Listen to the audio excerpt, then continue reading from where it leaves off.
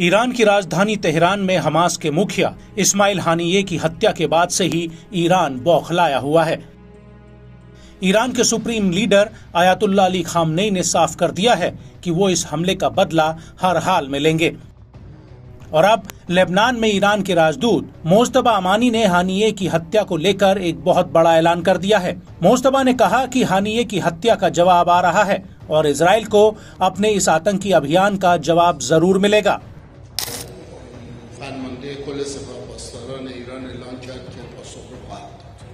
في هذه اللحظات التي نجري فيها هذا المؤتمر الصحفي أعلن القائد العام لقوات حرس الثورة الإيرانية أن الرد الإيراني قادم لا محالة.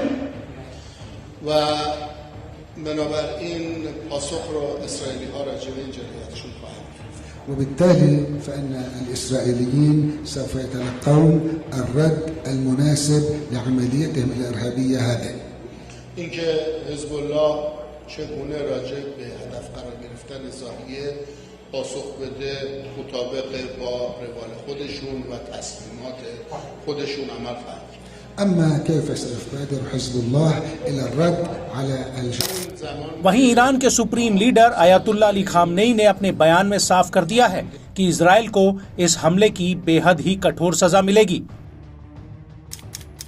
Ayatollah Ali Khamenei ने कहा कि हम इस्लामी राष्ट्र प्रतिरोध मोर्चे और गौरवशाली फिलिस्तीनी राष्ट्र के इस बहादुर नेता और उत्कृष्ट मुजाहिद की शहादत पर शोक व्यक्त करते हैं।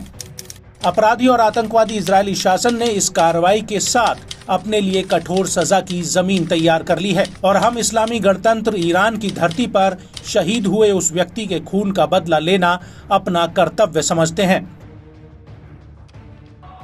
वहीं हानिये की हत्या के बाद विस्थापित फिलिस्तीनी और राजनीतिक विश्लेषक अलमोर का कहना है कि हानिये की हत्या के बाद गाजा में युद्ध विराम के लिए चल रही बातचीत पूरी तरह से पटरी से उतर सकती है और बंधकों की रिहाई की उम्मीद और लंबी खिंच सकती है।